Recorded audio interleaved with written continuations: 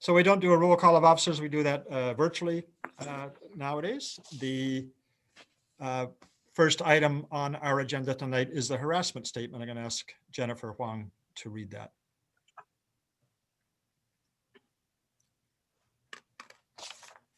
Harassment statement. Mutual respect, cooperation, and understanding are strongly held principles of the trade union movement.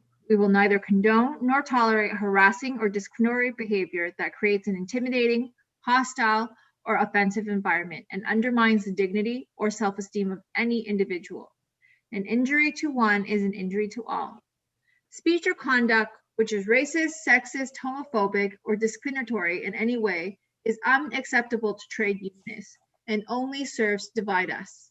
Our policies and practices must reflect this commitment to equality as we work together for justice and dignity in our workplaces, our unions, and our communities. Thanks, Jennifer. Every meeting we acknowledge that we are meeting on the traditional territory of the Mississaugas of the New Credit, which is subject to the Dish with One Spoon Treaty between the Anishinaabe, Mississaugas, and the Haudenosaunee. They had been in conflict for many decades, but that treaty of Dish with One Spoon Treaty bound them to share the territory and protect the land. Subsequent Indigenous nations and peoples, Europeans, and all newcomers have been invited into this treaty in the spirit of peace, friendship, and respect. I'm going to ask Susan to just describe the Zoom processes to everybody in case people haven't been on our delegate call before. Susan. Thank you. I'm sure most people know the mute function, so we're going to ask people to keep yourselves muted unless you're being asked to speak.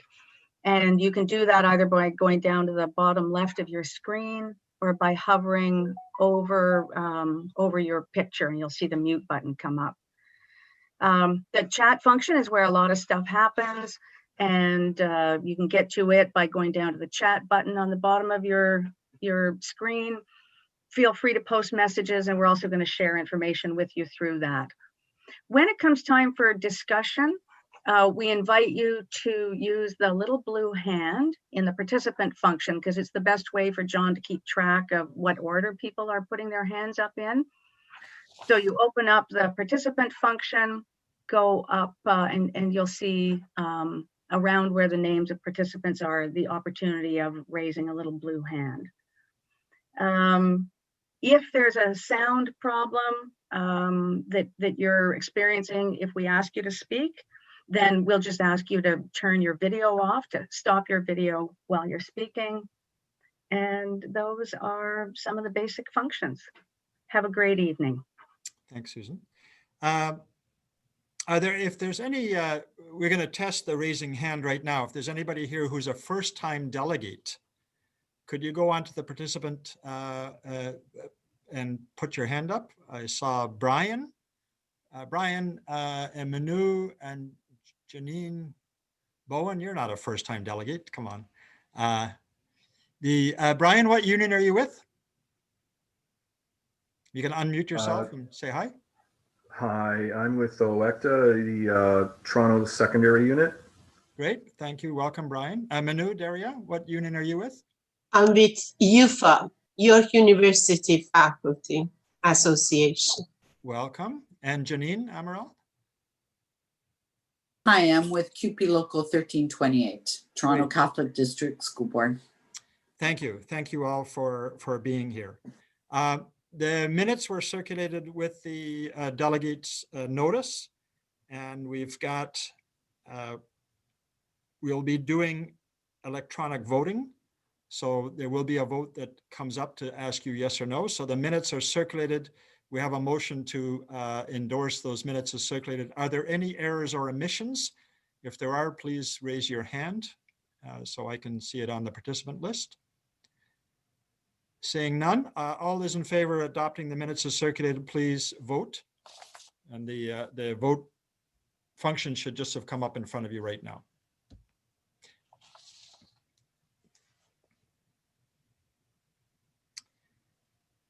So just to walk through your agenda a little bit tonight, we're going to have a presentation as we do every year honoring the victims of the Montreal Massacre and pledging ourselves to struggle against violence against women. We're going to be dealing very briefly with some business matters, and then we're going to go into the celebrating our struggles and our victories. And this has been one very interesting year for the labor movement, for people of Greater Toronto, for all Canadians. And then we're also going to have a time for you to have a conversation in small breakout rooms to talk about what is it that's inspired you during this year and what keeps you going as a union activist. Our role has been changed dramatically because of COVID. And, I don't think any of us have expected that we would see either the health impact or the economic impact of COVID. We've seen early days how many people and frontline workers, particularly in the healthcare sector, were exposed to the virus, not giving adequate protection, and sadly, some who lost their lives. We didn't think we'd see an education worker losing their life due to COVID, but I'm going to ask Janine Amaral to talk for a minute or two about Ingrid Salt, a member of QP 1328. Janine? Dear brothers and sisters, it is with deepest regret and sadness that in the early morning of November 18, our dear sister Ingrid Salt passed away. Ingrid was a child and youth care worker, a valued member in her school community. Thank you, John, for this opportunity to speak this evening. Ingrid was a long-standing member of our local union.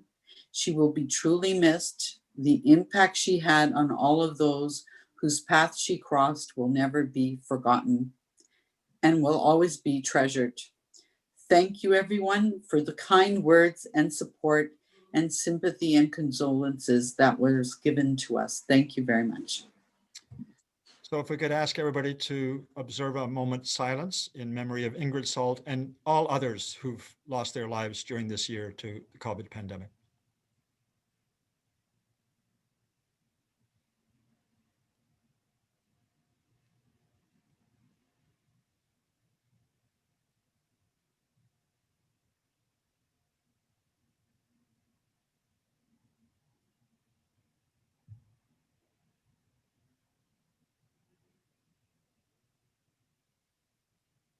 Thank you very much. One of the things that is always tough is when workers decide they have the right to join a union under law in our country, in our province, and they exercise that right. They work for an agency that where their job is to help residents, particularly in newcomer communities and communities of color. And when they try and exercise that right to join a union and change their conditions, management shuts down and forces them to go on the picket line. Workers of Tropicana Community Services in Scarborough unionized just over a year ago. The management fought them for almost a year before they got certified. They bargained, and the attitude of management at Tropicana has frankly been shocking. We're going to show you a little video, and then we're going to ask some of the strikers to share with us their stories. So if we could run the video, please. So we're here with Tropicana Community Service workers today. We're fighting for a modest wage increase that many of our staff here haven't seen for 15 years. They're a group of workers that service the community through counseling, childcare services, and youth programs. They're underpaid in the kinds of services that they provide. 32 people left. They not only did not replace most of those workers, they're doing the work of an extra 32 people in the middle of a pandemic while the management is still getting bonuses. The services you provide are crucially important. You changed my life, and that's the impact you have on the community. Many of you make minimum wage or just above minimum wage, and that is shameful. I would demand the employer to return back to the table to negotiate a fair contract for these hard-working members of the community. We have to put as much pressure on this board and your management to give what you deserve. Solidarity. So I'm going to ask Sylvia Waldron to come on to the onto the screen, or if not, Sylvia Laxey. Sylvia, go ahead. Hi, good afternoon. I'm Sylvia Waldron, and we actually had a process of my two employees. I would like to pass my two co-workers for them to give their presentation first, and I will close off. Okay. If that's okay, thanks. Sure. All right, so I will be speaking first. Hello, everyone. I just want to start off by shouting out all of my coworkers, around 40 of us that have been on the picket lines and are currently watching the live stream as well. We've been on strike for a month now, and that is a month too long, I feel. My name is Adrian Youssef. I'm a job developer at Tropicana Employment Center, and I'm speaking today on behalf of myself and all of my team that are on the picket lines, as we deserve to be heard. I began working at Tropicana because as a member of the BIPOC community and as a member of the Caribbean community in Scarborough, I acutely understand the situations that our people are facing. These situations have been exacerbated greatly by the COVID-19 pandemic. And during a time where the services we frontline workers provide are more important than ever, our employer, Tropicana, has refused to work with us to come to a fair bargaining agreement and put both us, the frontline workers, in a precarious position, as well as the clients that we serve. As you know, Tropicana is a publicly funded organization, and that they receive funding from United Way as well. These funds have not been responsibly stewarded. The strike has brought to light many signs of financial mismanagement at the organization. And I think it's fair to ask, and I will continue to ask, where did all of our funding go? Our workforce has lost over 32 people in the last year alone due to poor working conditions and years of wage freezes. This happened while management, again, awards itself bonuses, expanded the number of supervisory positions. And even as we endure the fourth week of our strike, management has flatly refused to come back to the table to bargain with us and to discuss our modest demands. I'll now pass over the mic to my colleague, Tricia, who will expand on this a little bit more. Hi, good night, everyone. My name is Tricia Lamey. I'm a counselor at Tropicana Community Services, and I'm so eager to get back to work to serve the community. However, Tropicana is claiming that they're limited by the constraints of Bill 124. This has been challenged as unconstitutional in Manitoba. Tropicana has only offered us at least 3 more years of wage freezes and other clawbacks to longstanding entitlements. We, the workers, have countered to accept this 1% wage increase, which is limited to us by this Bill 124. The union has also offered to take over the delivery of the benefits to ensure that Tropicana did not have to experience any increases over the next 3 years. This is more than compatible with the constraints of this bill. It is so hard to suffer at the hands of Tropicana's management and, to go through this unfair treatment, especially during this pandemic when our services are so critically needed by so many in our community. Our clients' struggles are our struggles, and we need to be able to put on our metaphorical masks first so that we can effectively help our clients. But management is insisting on additional wage freezes. Even after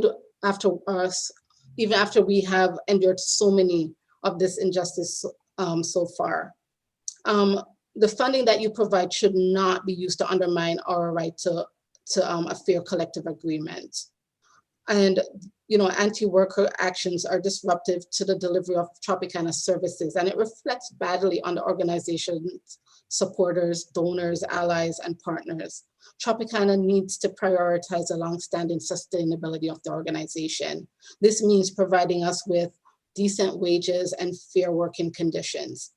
Thank you so much for listening, and I ask you to call on Tropicana's management to return to the table, bargain in good faith, and grant Tropicana workers, us the workers, the fair wage increase that we rightfully deserve. Thank you, and I'll pass it on to Sylvia. Great, thank you, sister. And Sylvia, can you tell people where the rally is and what's the name of the website they can go to? Yes. Okay, I would like to take this opportunity though to thank everyone for their solidarity on the picket lines and for the behind the scene work that they're doing, for us. We look forward to seeing everyone at the rally at 1385 Huntingwood Drive on Saturday, December 5th, which is this December, from 12 to 1:30 p.m. They could also go to tropicanastrikes.ca to get information. Great. Well, hopefully there'll be lots of us there on Saturday, and hopefully people will go to tropicanastrikes.ca, sign the petition to management, and talk to your local member of parliament, because Tropicana is about to get millions of dollars to give to Black serving community agencies. And there's no way that when they're forcing their employees on the picket line, that they should be handling 1 penny of government money. And we need to tell that to every politician in Greater Toronto. Thank you very much, sisters and brother, for coming on the line. Solidarity, stay strong. We know we'll get you a good collective agreement. Thanks again. Thank you. Thank you very much, John. Now, thank you for having me. You're welcome. Sisters and brothers, we're maxed out at 100 participants, and we've got some people who are actually supposed to be speaking in a few minutes that can't get on yet. So if, other than our strikers, if you're not a delegate, we would really ask if you might be able to go to the Facebook or YouTube instead. And if I could ask somebody to put that link up on the chat so that people can know where to go, because we've got, one or two have come off. That's fabulous. So Susan or Ali, if you can, let Carolyn and Chris know that they're able to come on shortly. Next item on the agenda is the correspondence. Jeff is going to be handling the correspondence. Thanks, John. Good evening, everyone. We have a request from Acorn for a donation towards the screening of The Organizer. Your executive board recommends a donation of $500. And Acorn is our longstanding community ally. They're an organization of low and moderate income families that do incredible political work. And this is their annual event that raises money for them. And we traditionally give this much money. So the motion is $500. Please vote yes or no or abstain. Should I move on to the next one, John, or do we have to wait for the results? The suspense is killing me. Just a second. I'm trying to make sure people are able to get on. Okay, the next item, Jeff. Number 2, we have a request from T, which is the Toronto Environmental Alliance, to purchase tickets to an online event on December 8th. Your executive board recommends that we purchase 2 tickets at a cost of $240. And again, that's a traditional fundraiser that the Toronto Environmental Alliance has put on for many, many years. And that's our strong environmental ally in the community. We've been involved and had Labor people on the board since the start. So we're asking you to vote in favor of this motion.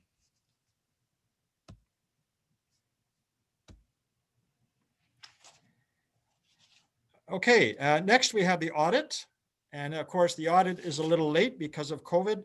All of the auditors, all of the bookkeepers have been running late. Normally we present this in the summer, but this is the audit for the year 2019. And I think that had been put on the chat, the link to the audit. So very yes, it was. Quick summary, Jeff, just of I think the operations, statement of operations page. All right, well, I'm sure you've all seen all these before. Okay, so the statement of operations, we have revenues for the year. Now, this is the year ending December 31st, 2019, pre-COVID, of $1,256,875. I'm on page 5 for those of you who are following at home. We have expenses, and it breaks down the schedules, Schedule A, or rather in expenses, employee benefits, page 9, the project expenses, page 8, expenses of $1,160,519. So that leaves us with an excess of revenues over expenses of $96,356. Okay, and you'll note if you're looking at the audit that the year before we had a deficit of 75, and what happens is that, year by year, these things often balance out.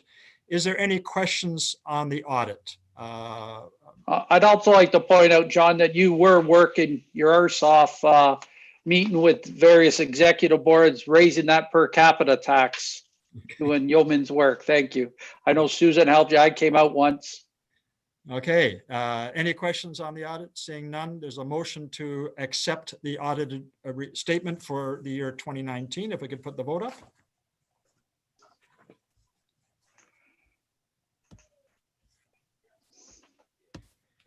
And while we are voting, I just want to say to everybody on the line that having local unions support the work of the Labor Council, paying on your full membership, is a crucial part of solidarity, but also support for the incredible work that our staff and our committees and our campaigns undertake over the course of the year. So we really appreciate every affiliate, and we urge everyone to send your checks in early and often.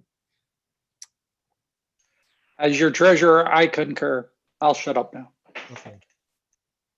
As we're waiting to get that vote, we're going to move on to the report of the Women's Committee in a minute. Okay, so that motion is carried. December 6th is a day that's seared in the memory of all Canadians because of the massacre at the Montreal École Polytechnique. And I'm going to ask Sister Laura Thompson, the chair of our Women's Committee, to start the presentation on December National Day of Remembrance. Thank you, John. Hello, everyone. Hi, I'm Laura Thompson, OPSU Local 503, chair of the Women's Committee. My pronouns are she, her. Before we go into the content of our presentation, I do want to give a warning.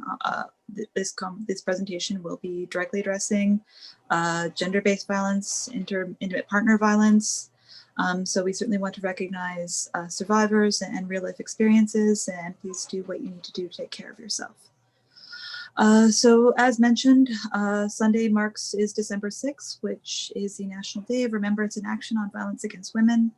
It came out of the Montreal Massacre, which really was where 14 women were murdered for no other reason than the fact that they were women.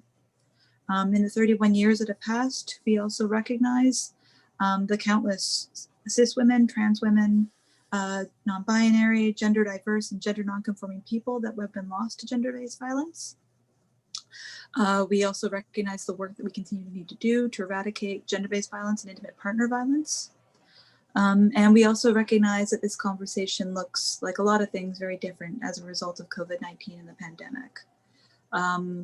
In life prior to the pandemic,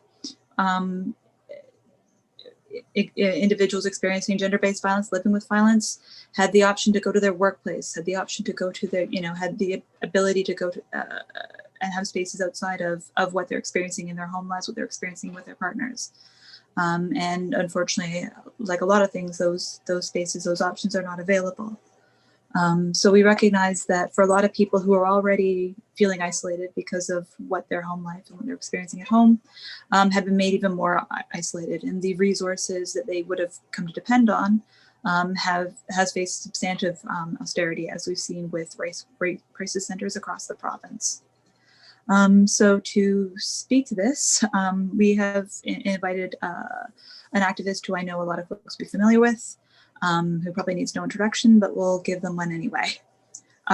Anna Willits has been an activist working on social justice issues since 1982 in Toronto. She is a faculty and coordinator with the Assaulted Women's and George Brown Counselor Advocate Program at George Brown College. Anna publishes the weekly Rise Up News and Events e-newsletter, which is shared with over 1,500 subscribers in the GTA. Yeah, so Anna, if you're your remarks. Thanks very much, Laura. And can you hear me? Okay, great. Thank you, dear sisters, brothers, and trans and non-binary siblings. Thank you so much for the opportunity to speak to you today as we come up to the 31st anniversary of that horrible day, December 6, 1989.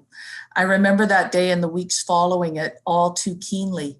I was a staff at the Toronto Rape Crisis Center then, and very public in my advocacy for gender justice.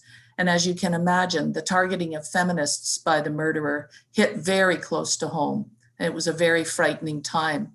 It was a terrible time, and we would hope that we would see much progress since then. I'd like to take some time today to reflect on what's different and what's sadly the same 31 years later. Following the massacre, debates raged among politicians and pundits, and many of you will remember this, I'm sure, about whether the act of domestic terrorism that had just happened was really about hatred of women, particularly feminists and those fighting for equality, or just the act of a lone madman. Today, we're in the middle of a trial where we obscure the extreme misogyny of the man who used a van to target and kill primarily women, to punish women for not being available to him, by calling this act of domestic terrorism a van attack. Vans don't attack, people attack using vans. We continue to debate whether he's responsible for his murderous violence. Women in communities from Portapique to Greektown on the Danforth have been targeted in mass attacks in recent years that do not get acknowledged as hate crimes against women and motivated by misogyny. Then in 1989, on childcare, the federal government reneged on the commitment to speed up the creation of additional childcare spaces. I had a look at the 1989 budget just the other day and focused instead on tax breaks for some families, blaming a federal deficit and the need for austerity on cuts. Today, in the middle of the largest decline in women's involvement in the workforce in decades, the federal government promises to create a secretariat to study how to increase access to childcare. And today I see on Twitter that Waterloo Region closed 5 regional children's centers with no plan for reinvestment. Then and now, women are being killed at an alarming rate and shelters are full. The YWCA of Toronto points out that every 6 days, a woman is murdered by her intimate partner in Canada. Tragically, this is simply the most extreme instance of the ongoing crisis of violence against women. Every single night, roughly 3,000 women, alongside their 2,900 dependent children, seek out emergency shelter to escape intimate partner violence. COVID-19 has only made this violence worse. The added stressors of the pandemic, lockdown, unemployment, uncertainty, have combined with sexism and financial inequality to create what the YW has named a shadow pandemic of violence against women. Shelters, like all congregate settings, are experiencing staff shortages and reduced capacity. So we can see, shamefully, not much has changed. As some privileged women have made gains and access to justice has improved in some ways, we know that Black, Indigenous, and racialized women continue to fall farther behind, and the so-called justice system continues to fail most survivors and endanger so many who are in crisis, such as Regis Korchinski-Paquette and Chantal Moore. The homelessness crisis continues unaddressed and unabated, with the move to online processes during this pandemic right now, leading to hundreds of evictions every day at the Landlord and Tenant Board. As Fred Hahn, president of CUPE Ontario, pointed out in a Toronto Star editorial today, the Ford government is pursuing a disaster capitalism agenda of tax cuts and giveaways to the white, male, and rich, and austerity and abandonment to the rest of us. The pandemic has revealed for all to see the precarity and dangers faced by so-called essential workers. Some have noted actually these folks should be referred to as disposable workers given how they're being treated, the majority of whom are racialized immigrant women who do care work, the women and men who do non-unionized precarious work, and the migrants whose work permits are expiring or who have lost their jobs and don't qualify for supports. And we've heard evidence of this, of course, tonight. We see the abandonment of elders, disabled people, homeless people, incarcerated people, and those who work with them to infection in congregate settings, while governments act to protect the owning class from liability for their incompetence and neglect. We see provincial government attacks on nurses and teachers, primarily women, and other unionized workers who demand safe working environments for themselves and their students and patients. All of this is accompanied by the refusal to provide childcare and learning conditions for kids that keep them and their families safe. But there are signs of change in so many spaces, and it makes us hopeful. We are seeing that people are making the connections between these systems of violence and inequity and the kind of misogyny and hatred that leads to the extreme violence we are mourning today. We know that strengthening gender equality is the key to ending physical and sexual violence. Young people are making the intersectional connections that will lead to the change we need. Paid sick days are a gender justice issue. Student debt relief is a gender justice issue. Status for migrants on arrival in this country is a gender justice issue. Stopping pipelines is a gender justice issue. This is the understanding that is developing. Sorry, I'm gonna find my place. And there is more hope in the widespread discussion about defunding police and directing those funds to community-led new ways to prevent and respond to safety and violence, effective ways to prevent rather than just respond. In the ongoing conversations about the need to value care work and seriously examine our priorities as a society, to foreground the need to end anti-Black and anti-Indigenous racism. The Land Back movement, supported so wonderfully by the OFL and so many others, in the amazing resistance to evictions that are happening in so many communities.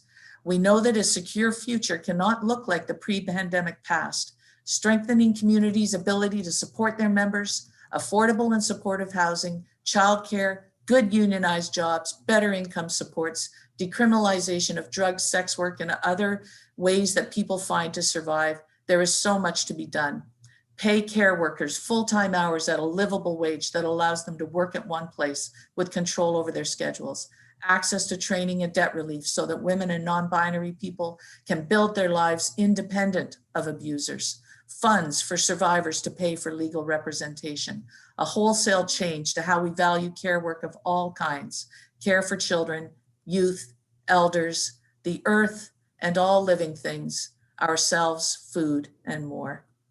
The YWCA is calling for the creation of a national action plan on gender-based violence, the YWCA of Canada, and go to their website to find out more, to ensure that we come out of this pandemic to a different future. We can do this collectively in our workplaces, in our homes, in our communities. We can fight for the change we need to make a better world. Thank you.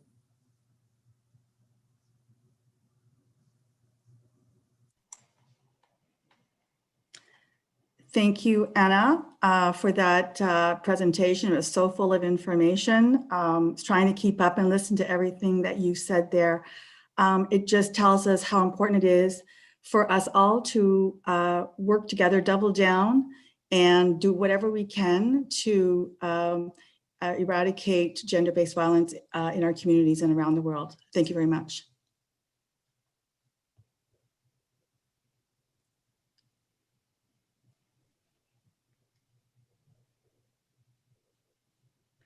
Genevieve Bergeron, Elaine Colgan, Natalie Croteau, Barbara Daigneault, Anne-Marie Edward, Maud Havernick, Barbara Kluznik, Maurice Laguerre, Maurice Leclerc, Anne-Marie Lemay, Sonia Pelletier, Michelle Richard, Anne St. Arnaud, Annie Turcotte.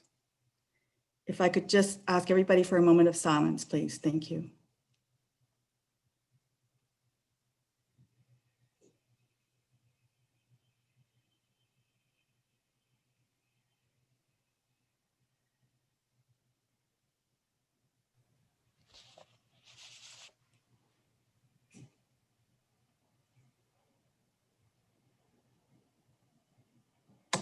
Thank you.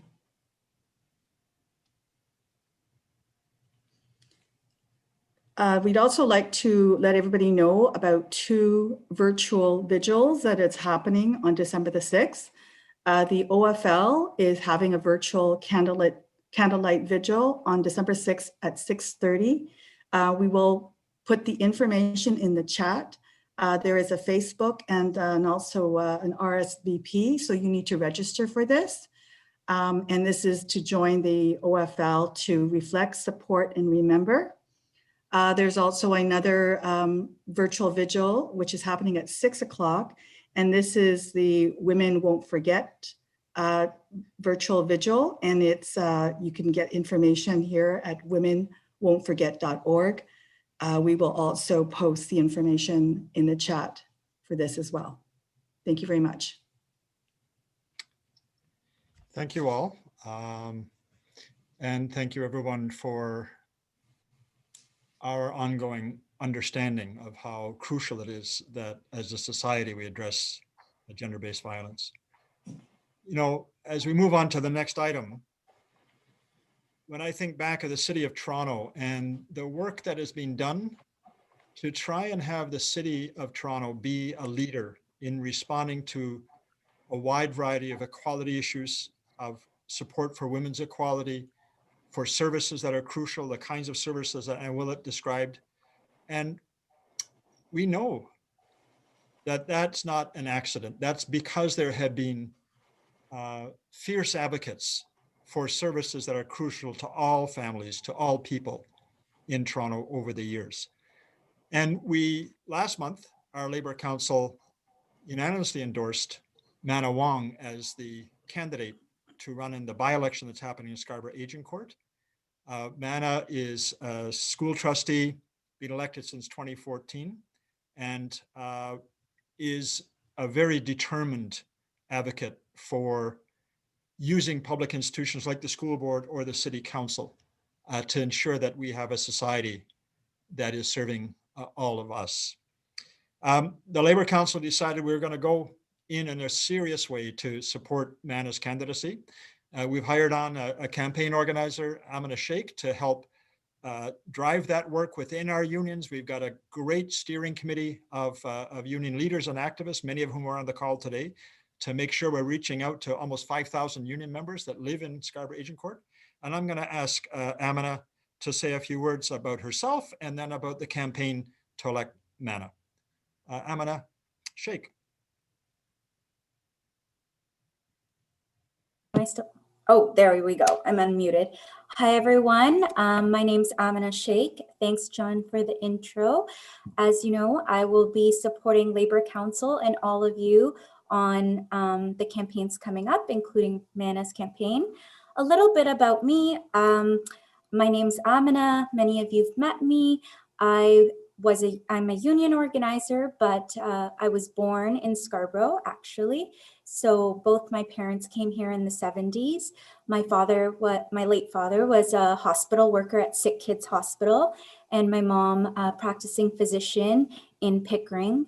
So growing up, I often saw my parents very involved in the Pakistani community, and a lot of people came through our house for help and support.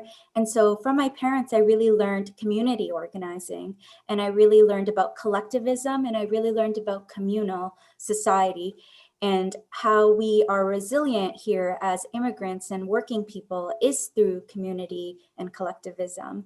And with that, I sort of got pulled into the NDP and the union movement. I started as an SEIU Local 2 organizer on the Justice for Janitors campaign, where I learned more about the methodology and the traditional organizing methods of door knocking. Most recently, I've been involved in the Bernie Sanders campaign and doing electoral campaigns where I'm learning about digital organizing. I won along educators at ETFO, we won a union drive in the beginning of pandemic with digital tools. So I will be bringing some of those winning methods and new creative methods to the Labour Council and working with the affiliates. And I'm looking forward to that. We've already started the campaign and we are supporting Mana Wong. As John Cartwright introduced her, Mana Wong, from what I'm learning from the field, is well loved by the community. She is hardworking and she is an immigrant woman with beautiful children. And she is very much about bringing the issues of working people to City Hall. I think this campaign is super important for Scarborough. We know that people in Scarborough before this pandemic have been fighting for better transit, for childcare, for all these issues that are now coming to light with the pandemic. And Mana has been speaking on these issues, and I'm happy to say that we will be working on this campaign together. And we need everybody's hands on deck. We need everybody's support, and we're going to use all the tools in front of us. And I just wanted to begin by saying that we would like everybody to pull out their phones if you have a minute. We're going to start with making an ask. If everyone can pull out their phones, and we're going to ask you to text Mana. I believe it should come on the screen right now, or maybe not. Oh, there it is. Ali's sharing it. Perfect. So please, everyone, if you could pull out your phone. This is the way we're just starting our campaign drive. So text Mana at 55255. Okay. And this is some of the campaign tools we will be using along the way, because we have to be creative, right? We will be doing work in the field, but we're going to be doing a lot of stuff online and creating buzz online so that we can carry these conversations on. And that is it. And I see one of my professors here who did gender studies with me as well. Minu, nice seeing you in the chat. And thank you for having me. Great, thanks, Amina. And look, on my phone, it says, "Hi, John, I'm Amina, campaigner working with your union and Labor Council. Great to meet you. What's your email address?" So keep on filling out your phone, please, as we're going through this, because we need everybody helping us out to be able to send a great woman leader to City Hall to speak for the people of Scarborough and for all of us in Toronto. You know, it's been a very interesting year, as I said at the start of this meeting, and we're going to clear the screen out now. In a minute, we're going to show a video touching on so many of the things that you've been involved in, that our communities have been involved in, that our community allies, different unions have been involved in. We started this year, if you think about last December and early January, what was happening? Our education workers were bargaining with the province of Ontario, with the school boards, to try and defend the quality of publicly funded education. CUPE had bargained a tough round of bargaining to force the government to agree to replace hundreds and hundreds of frontline staff in schools. The teacher unions, OSSTF, ETFO, and OECTA were doing job actions, rotating strikes. The Labor Council was bringing groups down to schools all across the suburbs where the Conservatives were members of provincial parliament, and leafleting parents along with parent activists to say, here's what's at stake. What's at stake is not about teachers or education workers' salaries or working conditions. What's at stake is class sizes, is quality of education, is support for differently abled students that are going through life wanting to be able to start in a good way. And we're going to ask OSSTF Mike Platt to just relate for a minute or two, you know, what they were fighting for back then and what they've seen since the pandemic's come, and how teachers and education workers are dealing with what's in front of us. So Mike, can I ask you to come onto the screen, please? Thank you, John. I can't seem to get my picture to show though. Oh, there I am. Hello, everybody. Yeah, so it's at the same time, it seems almost like it was yesterday, and it almost seems like a lifetime ago. But you know, a year ago, we were trying to bargain under Bill 124, which was an egregious attack from the Ford and Lecce government on collective bargaining in Ontario, not just for teachers, but for all public sector and some private sector unions. You know, we were forced into a position to go on strike, and we had OSSTF had 5 strike days: December 4th, 11th, January 21, February 21, and March 5. And 2 of those dates were at Queen's Park. The February 21st date at Queen's Park was probably the largest picket. It wasn't a rally, it was a picket. The largest picket ever of Queen's Park. We had over 35,000 confirmed people there. And 13 days later, we followed up on March 5th with another picket with just over 20,000. And you know, so these are some of the victories. I mean, you know, we were able to fight back and push back some of the worst cuts to public education in a generation, and we were able to do that. We were also able to, we engaged in something that we called at OSSTF, and I know the other affiliates had different names for it as well, but basically what it was we engaged with the community to an extent that we'd never done before. We called it at OSSTF Toronto, we called it EduAction, and we had an EduAction event every week for many weeks, where we would go out into the community, we would speak with the community, deliver leaflets, hand out flyers into people's milk boxes, so on and so forth. But it was we were really able to get the community on board, the public on board with the importance of public education, and to sort of open up people's eyes up to the drastic draconian cuts that the Ford-Lecce government were looking to bring on public education. Now, we've had our struggles as well. We're months on to this global pandemic, the COVID-19 pandemic. Right now, at TDSB schools, we've had almost 1,000 cases of COVID. Currently, right now, we've got 458 active cases of COVID at Toronto District School Board schools.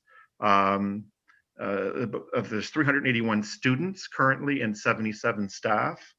And it looks, before we can turn the corner on COVID, it looks like these numbers are going to increase. I mean, just today, the courageous teachers and education workers at Thorncliffe Park Public School engaged in a right that workers have in Ontario to refuse unsafe work.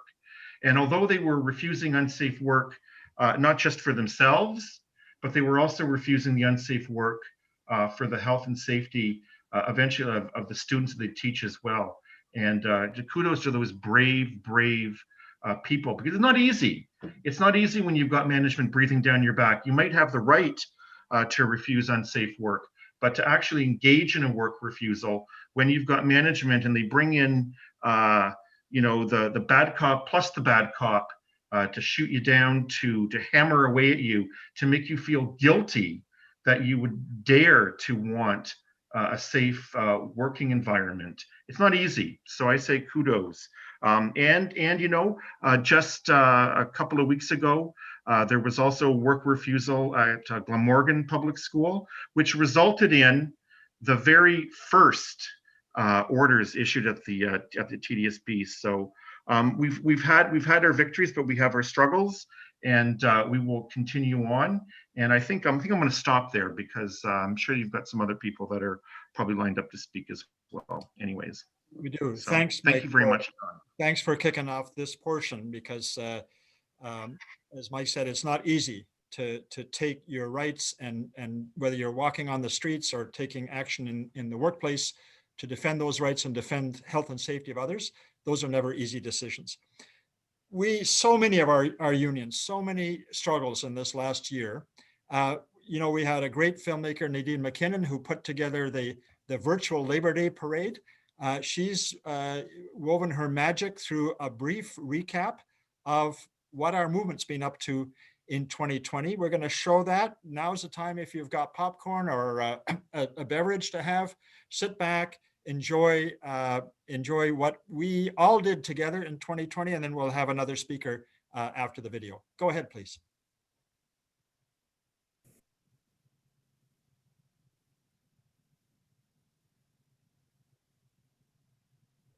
Oh yes, Mr. Lecce, we're talking to you. You're spending less this year per student. Oh yes, Mr. Lecce, we're talking to you.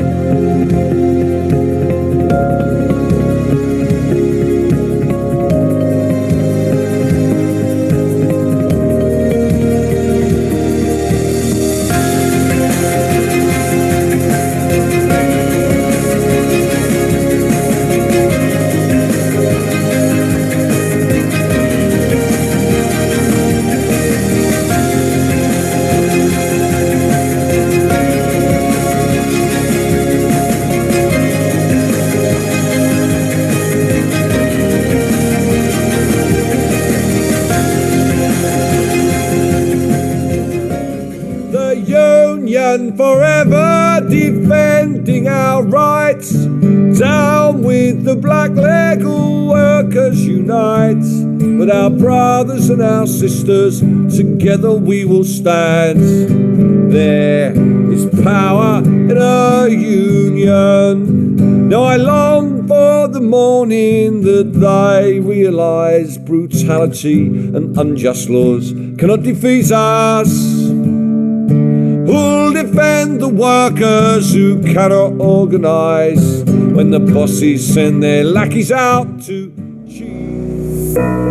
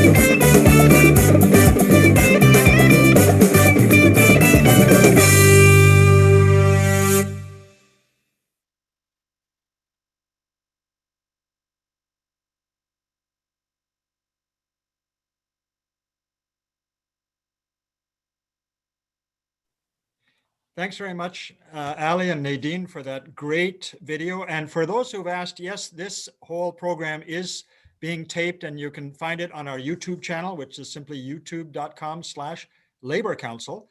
And if you're not yet following Labor Council on Twitter or Instagram or other social media, please do so. And please check out our website, laborcouncil.ca, on a regular basis. And one more time, please text MANA to 55255 if you haven't finished that text. It's a great way of connecting into the campaign we're going to take on in order to get Mana Wong to City Hall. One of the images you saw in that great video was York Communities for Public Education. And you know, this Labor Council has helped to found many, many important organizations in our city and region. We helped to found the United Way back in the 1950s. We helped to found the Urban Alliance on Race Relations in the 1970s. We helped to support the founding of ACORN here 20-something years ago. We helped to support and ensure the survival of the Toronto Environmental Alliance and the Campaign for Public Education that has fought in Toronto the struggle for defending publicly funded education. And in this last year, our affiliates and parents and community leaders and others founded the York Communities for Public Education. I'm going to ask Vanessa Stobie from York Region OSSTF to talk a little bit about that and the coalition they've been creating around challenging racism in North of Steeles Avenue. Vanessa. Thanks so much, John, and good evening to all these incredible laborists and unionists and brothers and sisters here. And I'd like to start off by saying we're with you, Tropicana, 200%, and you know that I will be there when you need me.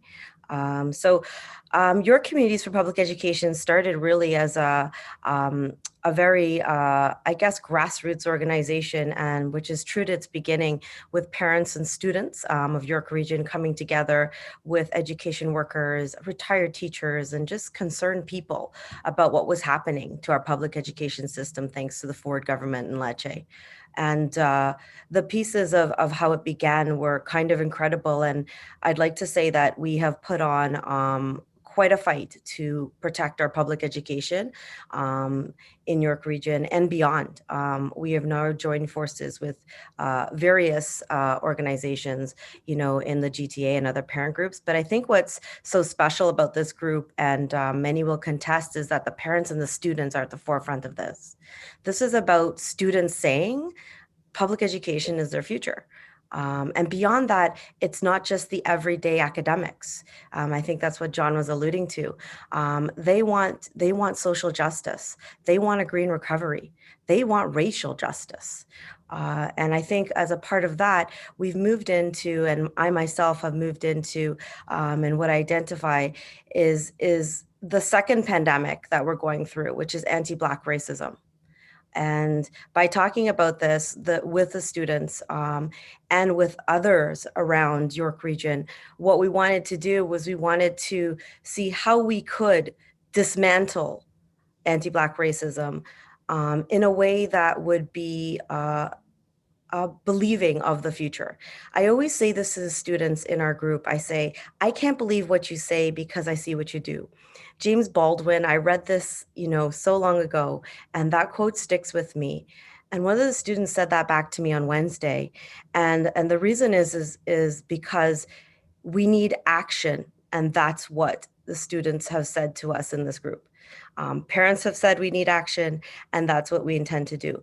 One of the things that they have actually given me fortitude to do with myself in my own union is to move forward and to actually put things forward to dismantle different systemic oppressions in District 16, which is in York Region, the Ontario Secondary Teachers Union.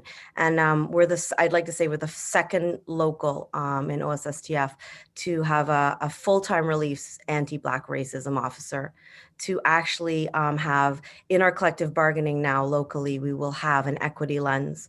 And third, which I feel extremely proud to say this, we will have a Black caucus. So each steward, we will have one steward from each site that will be part of this caucus.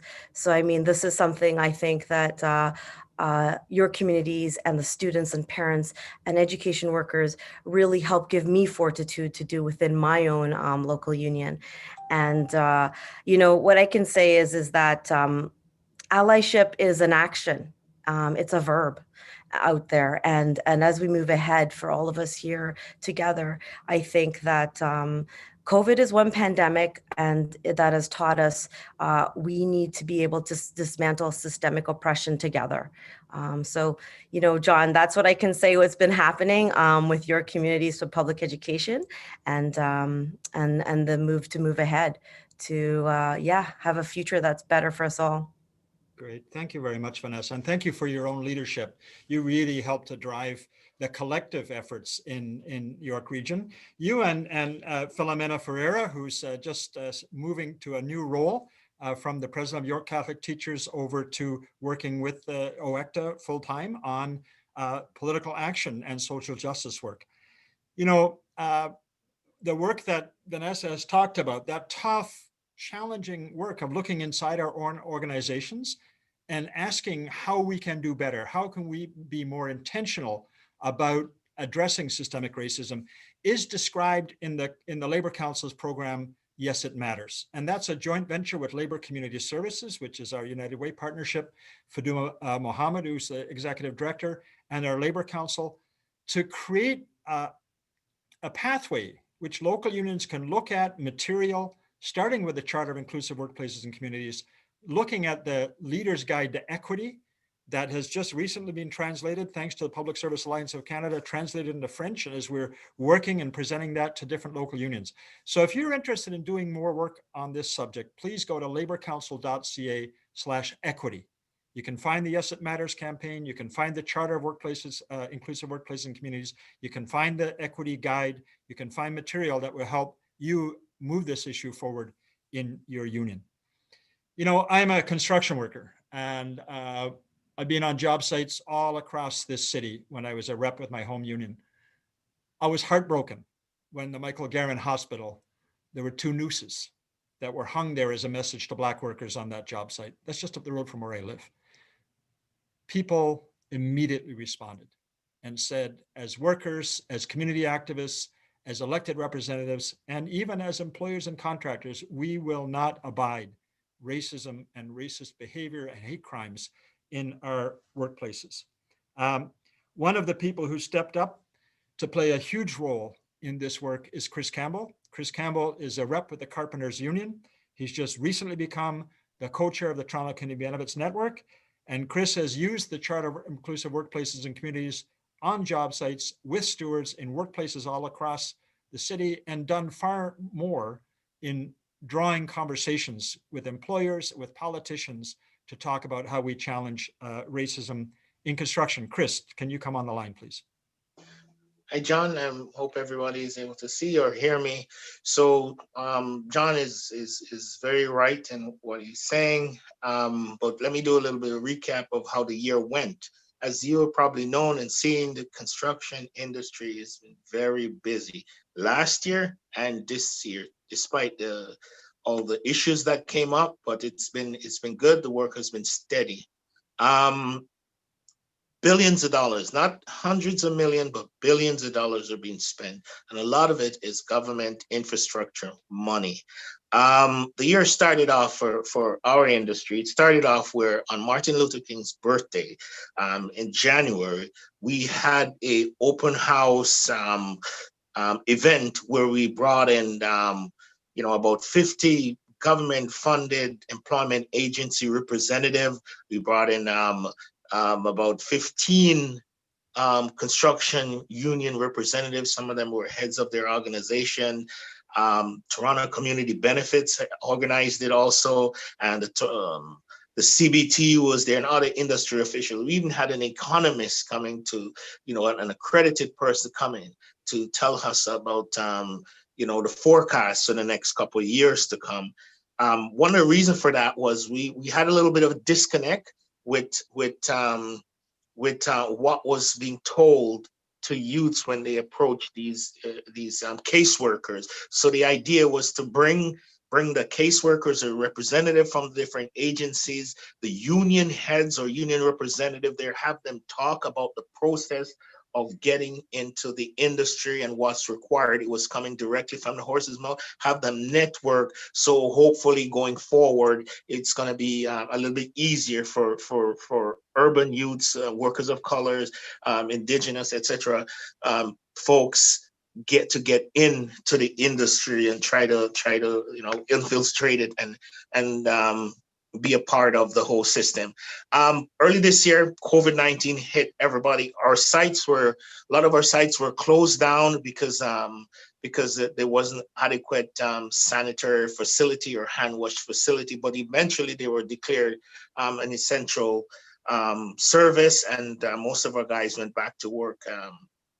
And we kept the industry going. Moving on, George Floyd murder. In May, the 25th of May, George Floyd was killed on TV, was murdered on TV, and that resonated across the whole continent. There were protesters from one corner of America, of the United States of America, to the next. Also in major cities in Canada, right? There were protesters, there were a march. I remember being involved in one of the march, my union representative, from other unions in the construction sector, along with CBTU, and a lot of residents and other unions member marched through the U of T campus in Toronto, all the way to Queen's Park, and it was peaceful. But at least, we got our voices heard, and we showed that we stand in solidarity with our Black community, and let them know that we, as the construction sector, we stand united. That was followed by a little bit of pushback, or a lot of pushback, and pushback in the sense that one news after the other kept popping up on the different construction sites in Toronto. From Michael Gordon Hospital, like John Cartwright mentioned earlier, to 81 Bay Street, to Regent Park, and the final one was at the Fairbanks station at Dufferin and Eglinton. There were a lot of other nooses, but these were the ones that were mentioned in the media to come. Only one person so far has admitted to installing one of the nooses on the site. That person belonged to the Carpenters Union. And that person, the same day when they admitted it, and that was the same day they put it up, they were immediately fired, banned from working on any Eglinton Crosslink site, right, the new LRT that's going in. They were banned from it. The next day, they were invited to the union, the Carpenters Union, where they were removed from the union, as opposed to going through the process of being kicked out. Because if you go through the process of the Constitution, the process that the Constitution laid out, it would take up to or it could take up to 2 years before that member is removed. So instead of going through that long process, he was immediately removed from the union. He was kicked out right then and there. That person's kicked out. So what happened next was we had various town hall meetings, from the Michael Gorin community to the Regent Park, where folks heard or voice their concern, how sad they are, how angry they were about it, and rightfully so, right? From one sector, one area, one community to the other. The Toronto York District Labour Council and the construction union brought forward a charter of a charter of inclusive workplace and community. That charter is currently being signed off on by the different industry players, like the Ontario Construction Association, the Ontario General Contractor Association, the TCA, major construction unions, even Ellis Don and Daniels Group, right? They've all also planned to sign off on it if they have not already done so, right? Also, within one of the proposal brought forward is to put this or make this be mandatory in the City of Toronto procurement document, but that will take a while because they need to work out the pros and cons of such a document, because when that is in, that will make or hold the city, or may hold the city liable for any losses that may occur from having that document as part of the procurement process. So that's being worked on with John and officials, John, myself, and other officials at the City of Toronto. Now, let's jump to the Toronto Community Benefits Network. So I'm going to have to ask you to make it a little short now. We've got other things. Okay. To go ahead. So, yep. All right, no problem. So the Toronto Community Benefits, they've been doing good in terms of bringing in new people in the union, but the agreement they have with the city is a bit broad. So we're bringing forth resolutions or amendment to tighten up the agreement that we have, because it was intended only to well, not only, but primarily to help urban youths in Toronto, but contractors are taking advantage of it. Contractors are taking advantage of it. John, in a bit, will get into the details, or may get into the details of what we're doing and the process we're going through for deputations to the Economic Development Committee. So maybe by January, February, if needed, when it goes to City Hall, we're going to ask members of the local community, members of Toronto District Labour Council, to call their city councillors and ask them to support this amendment that will be coming forward. Thank you, thank you, thank you. I don't have much time, but hopefully that will help. Thanks, Chris. Really appreciate that. And if you want to know more about the community benefits work, which is really about a racial justice vehicle for not just construction trades, but also professional, administrative, and technical careers in these big infrastructure projects, please go to communitybenefits.ca. Now, on your chat, you see Ali has put up the charter. And, you know, when you got the labor action in the mail recently, if you open it up, there's the charter right there. And it's done as a tear off, so you can take it out of your labor action and post it in your workplace to make a clear statement that our union movement is challenging systemic racism and we're standing for equality. Sometimes it takes adversity for the best of people to come forward and build solidarity. And in the next period of time, we're going to give you a time to talk to your other participants on this call to talk about what is it that inspires you and what has inspired you in this last year. You know, there's that anthem song of the women's movement, Bread and Roses, which says, we want bread, but we want roses too in our life. And there's been lots of inspiration from our colleagues, from our neighbors, from others in this last year. So please take a few minutes. We're going to go into the chat room. It'll come up, and we'll ask you to spend some time talking to other people and sharing your thoughts on what has inspired you in the year 2020. So we can put the chat room up.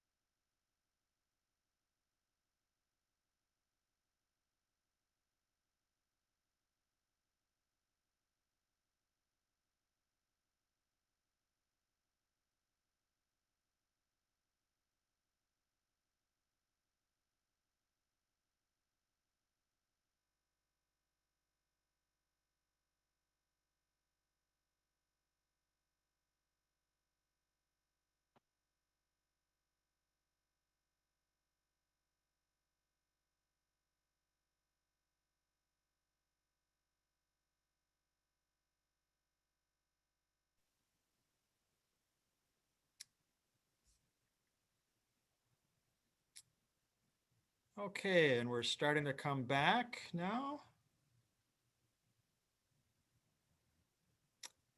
Well, I hope folks had some good conversations in your chat room. I hope you met new friends. I hope you had some really good experience to share.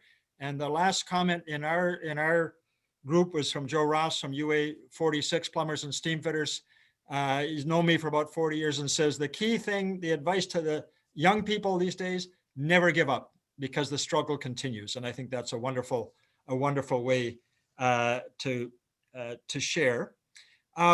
Before we go to reports of unions, we are going to put up the video on the Charter of Inclusive Workplaces because we really want every single workplace, every single union to endorse that charter, to take it to your steward's body, to ask them to, to have conversations with your members about what our role is together to make this a place that's free of discrimination and hatred. So are we able to put that up? And then Susan's asking people, please, on the chat room, put up some inspirations that you heard or you're thinking of today. So waiting for that video to go up. Hoping Disrupting racism is important now more than ever. And that is why we are urging unions to endorse the Charter of Inclusive Workplaces and Communities. Dividing people because of race, religion, ancestry, or any other difference that undermines human rights serves only to weaken our unions and our society. We commit to standing up for the rights and dignity of everyone in order to promote inclusive, just, and respectful workplaces and communities. Anti-Black and all other forms of racism, xenophobia, Islamophobia, anti-Semitism, and bigotry have no place in our workplaces or communities.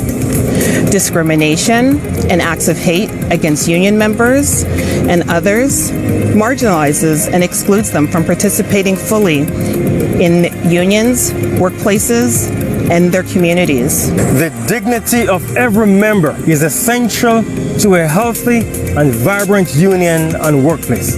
We will continue to work with all levels of government, Indigenous peoples, civil society, and communities to develop policies, programs, and initiatives to reduce and eliminate racism, hate, and bigotry. We must work together to nurture inclusive workplaces and strengthen our shared commitment to our shared values of equality, respect, justice, and dignity for all.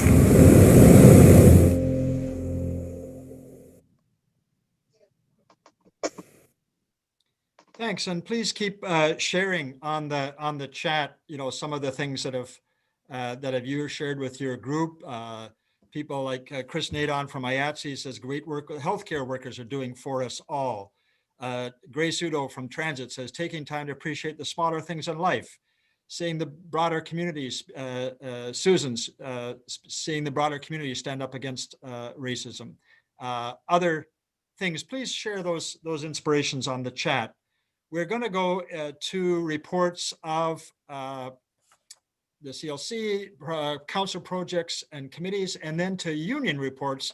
And we're going to end with a very special musical celebration. So if you've got, if you're going to get a beverage to toast, get that. But we'll start out with any reports of committees or union or committees. Anybody? Any committees to report? Saying none. Okay, reports of unions. Is there any local unions that wants to report? You have to unmute yourself to come on. And I see Alex Moldavian from 3903. Alex. Thanks for having me on. Thank you everybody for the meeting. I'm Alex. I'm a member of QP 3903. I just wanted to link everybody into, I guess, a cause that a few local unions have been getting behind. About a month ago in Pakistan, a union organizer named Amar Fayaz was abducted outside of a local medical university by security forces. His family hasn't heard from him since, and we consider this a forced disappearance of a union organizer. My local's been sharing the petition. I know ATU 113, the president there, signed an open letter to the consulate in Canada, And the Workers United National Director also has sent in a letter to the diplomats here asking for his release. So if you could please reach out to me, or I think the petition might be in the chat. Sign the petition. If you could send it out to your locals and your networks, that would be great. Any pressure on the Pakistani diplomats here is a step towards his release. Thank you. Okay, we'll be happy. We'll put that on our social media. So if you're not following Labor Council on Twitter, now's the time to do that, and please look out for that petition. You know, we've had a long history of solidarity in this city. You know, when the terrible Rana Plaza collapse happened in Bangladesh some years ago, we had rallies to push the big retailers and others to adopt a policy around safety and health for workers. It was unions in Bangladesh led by women that were fighting for dignity, and often they were facing the kind of repression that Brother Alex is talking about. Toronto was a garment center, was a garment city for many, many years. And those unions who came out of the garment industry were on the forefront demanding solidarity with our workers, our sisters and brothers in South Asia, you know, to stand for dignity, and all other locations that provide products. So thanks for that, Alex. We'll include that on social media. Is there any other unions reports? So, you know, so for some of us, 9/11 was not about what happened in New York in 2001. For some of us, 9/11 happened in 1973 in Santiago in Chile, when the Pinochet regime overthrew a democratically elected socialist government of Salvador Allende. Bomber planes flew for the capital. They took over a country, and they immediately brought in an experiment, which you can read about in Naomi Klein's book, Shock Doctrine. And that experiment was an economic experiment. Not only did they strip workers of rights, they deprived communities of voice, and they brought in a constitution under the military dictatorship, which deprived even Parliament of the ability to set policies and economic programs for the country. As we know, the Pinochet government was finally ended. There's a great movie, if you're looking for some holiday labor movies, called No. It's about a referendum that the people in Chile undertook to stop Pinochet from having another term.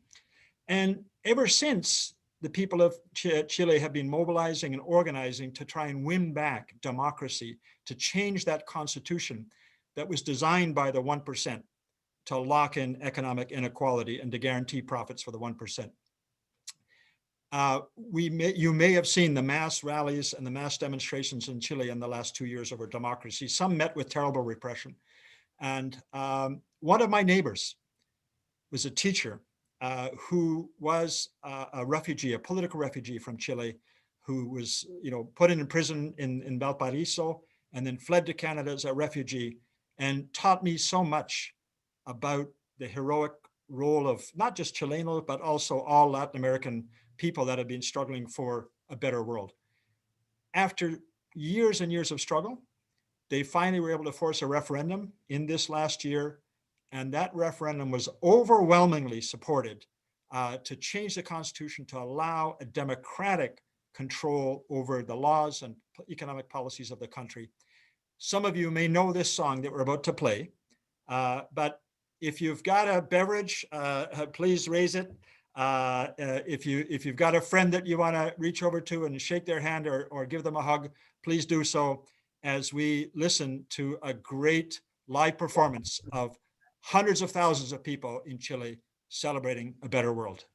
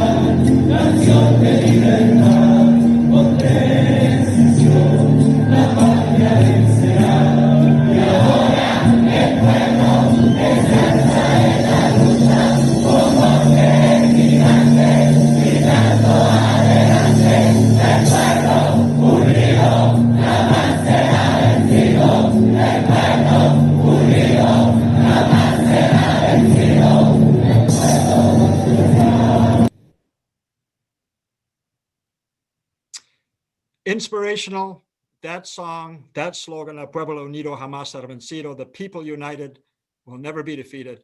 Let's go on and struggle, my sisters, brothers, friends. Let's be there to make sure the Tropicana workers get back to work with a fair contract. Let's get Manawang elected to city council. Let's ensure that we work together to build a better world for all. Solidarity forever, and have a great December and the start of 2021. Thanks very much for joining us tonight. Night, everybody. Happy holidays. See you in 2021. Happy holidays. You can all unmute yourselves and sing. Happy holidays, everyone. Happy holidays. Happy holidays. Bye. Happy holidays, everyone. It was great seeing you all. Same Bye. here. Seeing everybody. Okay, bye. Bye. Be safe, everyone.